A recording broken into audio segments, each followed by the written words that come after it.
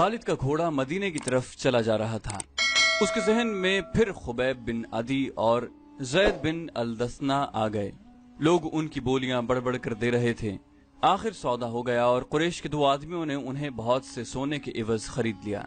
یہ دونوں آدمی ان دونوں صحابیوں کو ابو سفیان کے پاس لے گئے۔ ہم نے اپنے عقیدے سے ہٹ کر محمد صلی اللہ علیہ وسلم کے پاس جانے والے ان دو آدمیوں کو اس لیے خریدا ہے کہ ان اہل قریش کے خون کا انتقام لیں جو احد کے میدان میں مارے گئے۔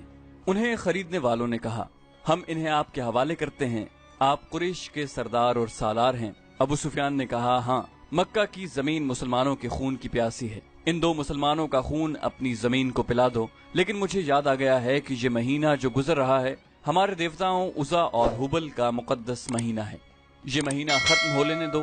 اگلے دن انہیں کھلے میدان میں لے جا کر لکڑی کے دو کھمبوں کے ساتھ باندھ دینا اور مجھے بلا لینا۔ خالد نے جب ابو سفیان کا یہ حکم سنا تو وہ اس کے پاس گیا۔ مجھے آپ کا یہ فیصلہ اچھا نہیں لگا۔ خالد نے ابو سفیان سے کہا، ہم دگنی اور تگنی تعداد میں ہوتے ہوئے اپنی زمین کو مسلمانوں کا خون نہیں پلا سکے تو ہمیں حق حاصل نہیں کہ دو مسلمانوں کو دھوکے سے یہاں لا کر ان کا خون بہایا جائے۔ ابو سفیان، کیا آپ جانتے ہیں کہ مسلمانوں کو دھوکہ دینے والی 3-4 عورتیں تھیں؟ کیا آپ اپنے دشمن سے یہ کہلوانا چاہتے ہیں کہ اہل قریش اب عورتوں کی آڑ میں بیٹھ گئے ہیں؟ ابو سفیان نے باروب لہجے میں کہا، خالد، خبیب اور زید کو میں بھی اتنا ہی اپنے قریب سمجھا کرتا تھا جتنا تم انہیں اپنے قریب سمجھتے تھے۔ تم اب بھی انہیں اپنے قریب سمجھ رہے ہو اور یہ بھول رہے ہو کہ اب یہ ہمارے دشمن ہیں۔ اگر تم انہیں آزاد کرانا چاہتے ہو تو لاؤ اس سے 10 گنا سونا لے آؤ اور انہیں لے جاؤ۔ پردے کے پیچھے سے ایک گرجدار نسوانی آواز آئی۔ نہیں، یہ ابو سفیان کی بیوی ہند کی آواز تھی۔ اس نے غصے سے لرزتی ہوئی آواز میں کہا، حمزہ کا کلیجہ چبا کر بھی میرے سینے میں انتقام کی آگ سرد نہیں ہوئی۔ اگر ساری دنیا کا سونا بھی میرے آگے لا رکھو تو بھی میں ان دونوں مسلمانوں کو آزاد نہیں کروں گی۔ خالد نے کہا، ابو سفیان، اگر میری بیوی میری بات کے درمیان یوں بولتی تو میں اس کی زبان کھینچ لیتا۔ ہند کی آواز آئی، تم اپنی بیوی کی زبان کھینچ سکتے ہو؟ تمہارا باپ نہیں مارا گیا تھا، تمہارا کوئی بیٹا نہیں مارا گیا اور تمہارا چچا بھی نہیں مارا گیا۔ ایک بھائی قید ہوا تھا اور تم مسلمانوں کے پاس جا کر منہ مانگا فدیہ دے کر اپنے بھائی کو چھڑا لائے۔ جو آگ میرے سینے میں جل رہی ہے تم اس کی تپش سے ناآشنا ہو۔ خالد نے ابو سفیان کی طرف دیکھا۔ ابو سفیان کے چہرے پر جہاں مردانہ جاہ و جلال اور ایک جنگجو سردار کا تاثر تھا، وہاں ایک خاوند کی بے بسی کی جھلک بھی تھی۔ ابو سفیان نے کہا، ہاں خالد، جس کے دل پر چوٹ پڑتی ہے اس کے خیالات تم سے بہت مختلف ہوتے ہیں۔ کسی کو اپنا دشمن کہنا کچھ اور بات ہے، لیکن اپنے دشمن کو اپنے کسی عزیز کا خون بخش دینا بڑی ہی ناممکن بات ہے۔ تم کس کس کو قائل کرو گے کہ وہ ان دو مسلمانوں کی جان بخشی کر دے؟ تم جاؤ خالد، ان دو مسلمانوں کو اپنے قبیلے کے رحم و کرم پر چھوڑ دو۔ خالد خاموشی سے واپس چلا گیا۔ پھر خالد کو وہ بھیانک منظر یاد آیا جب باہر میدان میں لکڑی کے 2 کھمبوں کے ساتھ خبیب رضی اللہ عنہ اور زید رضی اللہ عنہ بندھے کھڑے تھے۔ تماشائیوں کا چیختا چلاتا ہوا ہجوم اکٹھا ہو گیا تھا۔ ادھر سے ابو سفیان اور ہند گھوڑوں پر سوار ہجوم میں داخل ہوئے۔ ہجوم کے نعرے اور انتقامی نعرے پہلے سے زیادہ بلند ہو گئے۔ اگر اس ہجوم میں کوئی خاموش تھا تو صرف خالد۔ ابو سفیان گھوڑے پر سوار دونوں قیدیوں کے قریب گیا اور دونوں نے اسے کہا کہ وہ زندگی کی آخری نماز پڑھنا چاہتے ہیں۔ ابو سفیان نے انہیں اجازت دے دی۔ خالد اب مدینہ کی طرف جا رہا تھا۔ اسے جب وہ منظر یاد آیا کہ دونوں قیدیوں کے ہاتھ کھولے گئے اور وہ قبلہ رو ہو کر نماز پڑھنے لگے، خالد پر اس وقت جو اثر ہوا تھا وہ اب 4 برس بعد اس کی ذات سے ابھر آیا۔ گھوڑے کی پیٹھ پر بیٹھے بیٹھے خالد کا سر جھک گیا۔ خبیب بن عدی اور زید بن الدثنا ہجوم کی چیخ و پکار سے لا تعلق اپنی موت سے بے پرواہ خدا کے حضور رکوع و سجود میں محو تھے۔ انہوں نے نہایت اطمینان سے نماز پڑھی، دعا کے لیے ہاتھ اٹھائے۔ کوئی نہیں بتا سکتا کہ انہوں نے خدا سے کیا دعا مانگی۔ انہوں نے خدا سے یہ نہیں کہا ہوگا کہ دشمن انہیں آزاد کر دے۔ وہ اٹھے اور خود ہی لکڑی کے کھمبوں کے ساتھ پیٹھیں لگا کر کھڑے ہو گئے۔ ابو سفیان نے بڑی بلند آواز سے خبیب رضی اللہ عنہ اور زید رضی اللہ عنہ سے کہا، او بدقسمت انسانوں، تمہاری قسمت اور زندگی میرے ہاتھ میں ہے۔ اپنی زبانوں سے کہہ دو کہ ہم اسلام کو ترک کرتے ہیں اور اب ہم اہل قریش میں سے ہیں اور 360 بتوں کو برحق مانتے ہیں۔ یہ اعلان کر دو اور اپنی زندگیاں مجھ سے واپس لو، اگر نہیں تو موت کو گلے لگا لو۔ ये भी सोच लो कि तुम्हारी मौत सहल नहीं होगी। ऐ बातिल के पुजारी अबू सुफियान, ज़ैद रज़ी अल्लाह अन्हु की आवाज गरजी, हम लानत भेजते हैं पत्थर के इन बुतों पर जो अपने ऊपर बैठी हुई मक्खी को भी नहीं उड़ा सकते। हम लानत भेजते हैं उज़ा और हुबल पर जो तुम्हें अगले जहान दोज़ख की आग में फेंकेंगे। हम पुजारी हैं उस एक अल्लाह के जो रहमान और रहीम है, और हम आशिक हैं मोहम्मद सल्लल्लाहु अलैहि वसल्लम के जो अल्लाह के रसूल हैं। खुबैब रज़ी अल्लाह अन्हु ने बुलंद आवाज से कहा, मेरा रास्ता वही है जो ज़ैद ने तुम्हें दिखा दिया है। ऐ अहले मक्का, सच्चा वही है जिसके नाम पर हम कुर्बान हो रहे हैं। हमें नई जिंदगी मिलेगी जो इस जिंदगी से बहुत ज्यादा हसीन और मुकद्दस होगी। अबू सुफियान ने हुक्म दिया, बांध दो इन्हें इन खंभों के साथ, ये मौत का जायका चखने के मुश्ताक हैं। दोनों के हाथ पीछे करके खंभों के साथ जकड़ दिए गए। अबू सुफियान ने घोड़ा मोड़ा और हुजूम की तरफ आया। उज़ा और हुबल की कसम, अबू सुफियान ने बुलंद आवाज से हुजूम से कहा, मैंने अपने कबीले में कोई एक भी ऐसा नहीं देखा जो अपने सरदार पर इस मोहब्बत और इसार से जान कुर्बान करने के लिए तैयार हो जिस तरह मोहम्मद के पैरोकार उसके नाम पर फिदा होते हैं। हिंद अपने घोड़े पर सवार कुछ दूर खड़ी थी। उसके करीब उसके चंद एक गुलाम खड़े थे। एक गुलाम ने अपने आकाओं को खुश करने के लिए जोश का ऐसा मुजाहिरा किया कि बर्छी तान कर दोनों कैदियों की तरफ किसी के हुक्म के बगैर बड़ी तेजी से दौड़ा और खंबे से बंधे ज़ैद रज़ी अल्लाह अन्हु के सीने पर बर्छी का इतना जोरदार वार किया कि बर्छी की अन्नी ज़ैद की पीठ से बाहर निकल गई। ज़ैद बिन अल-दस्ना फौरन शहीद हो गए। उस गुलाम ने सीना तान कर हुजूम की तरफ खिराज तहसीन की तवक्को से देखा, लेकिन हुजूम कुछ और ही किस्म का शोर बुलंद करने लगा। तमाशाई कहते थे कि ये कोई तमाशा नहीं हुआ, ये मुसलमान इतनी सहल मौत के काबिल नहीं, हमें कोई तमाशा दिखाओ। कत्ल कर दो इस गुलाम को जिसने एक मुसलमान पर इतना रहम किया कि उसे इतनी जल्दी मार डाला। हिंद ने दबी आवाज में कहा। कई आदमी तलवारें और बर्छियां लहराते उस गुलाम की तरफ दौड़े, लेकिन बहुत से आदमी दौड़कर उन आदमियों और गुलाम के दरमियान आ गए। खबरदार, पीछे खड़े रहो। एक आदमी ने जो घोड़े पर सवार था ललकार कर कहा, अरबी खून इतना बुज़दिल नहीं कि दो आदमियों को बांध कर मारने के लिए कुरैश का पूरा कबीला इकट्ठा हो गया है। खुदा की कसम, अबू सुफियान की जगह अगर मैं होता तो इन दोनों आदमियों को आजाद कर देता। ये हमारा खून है और ये हमारे मेहमान हैं, हम इनसे मैदान जंग में लड़ेंगे। ये खालिद था। हुजूम में से कई आवाजें सुनाई दी, ये ठीक कहता है, दुश्मन को बांध कर मारना अरब की रिवायत के खिलाफ है। तमाशाइयों के हुजूम में से बेशुमार आवाजें ऐसी सुनाई दे रही थीं जो कहती थी कि हम तमाशा देखेंगे, हम दुश्मन को इस तरह मारेंगे कि वो मर मर कर जिए।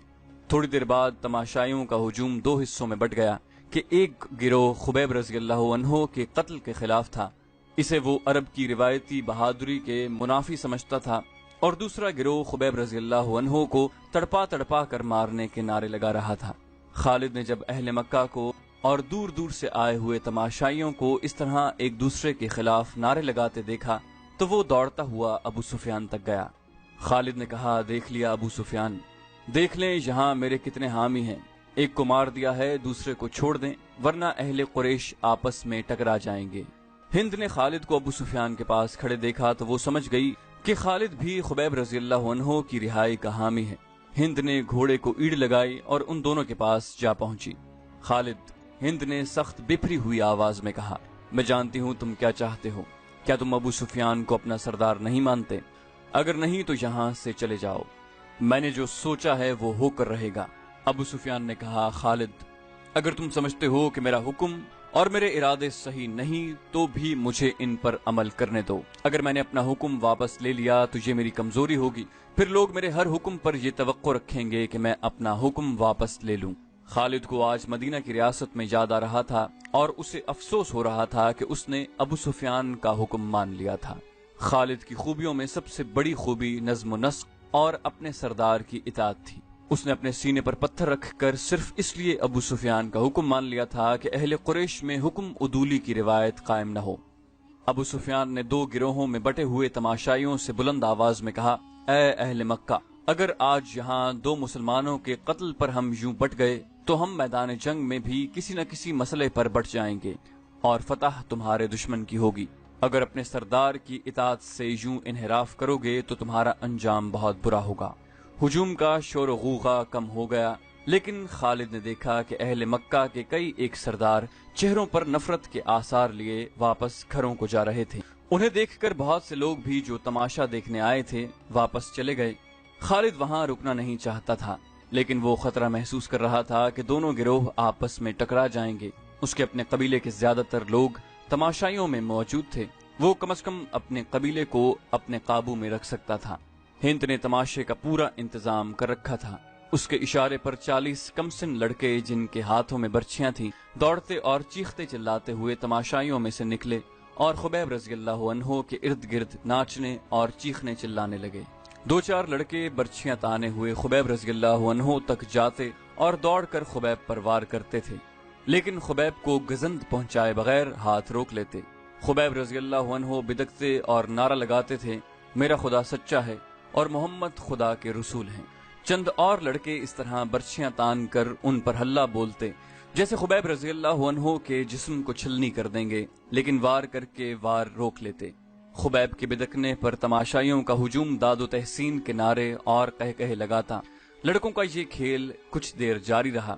اس کے بعد لڑکوں نے یہ طریقہ اختیار کیا کہ برچھی کا وار بڑی زور سے کرتے، لیکن خبیب کے جسم پر اتنا سا وار لگتا کہ برچھیوں کی انیاں کھال میں ذرا سی اتر کر پیچھے جاتی۔ بہت دیر تک یہی کھیل چلتا رہا۔ تماشائی داد و تحسین کے نعرے اور خبیب رضی اللہ عنہ اللہ اکبر اور محمد رسول اللہ کے نعرے بلند کرتے رہے۔ خبیب رضی اللہ عنہ کے کپڑے خون سے لال ہو چکے تھے۔ ابو جہل کا بیٹا اکرمہ ہاتھ میں برچھی لیے ان لڑکوں کے پاس جا پہنچا اور انہیں ہدایت جاری کرنے لگا۔ لڑکے اب اپنی برچیاں خبیب کے جسم میں چبھو رہے تھے۔ وہ گول دائرے میں گھومتے اور ناچتے تھے۔ خبیب رضی اللہ عنہ کے جسم کا کوئی بھی حصہ ایسا نہ رہا جہاں برچھی نہ چبھی ہو اور وہاں سے خون نہ ٹپک رہا ہو۔ ان کے چہرے پر بھی برچھیاں ماری گئیں۔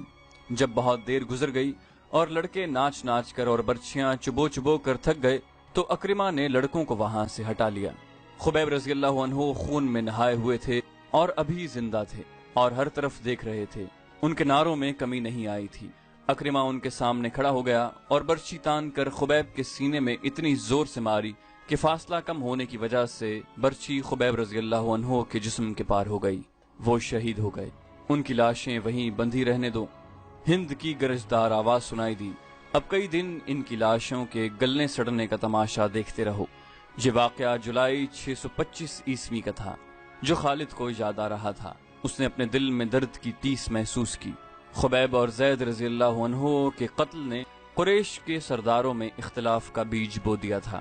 جس طرح ان دو مسلمانوں نے آخری وقت نماز پڑھی اور اسلام سے نکل آنے پر موت کو ترجیح دی، اس نے قریش کے کئی سرداروں پر گہرا اثر چھوڑا۔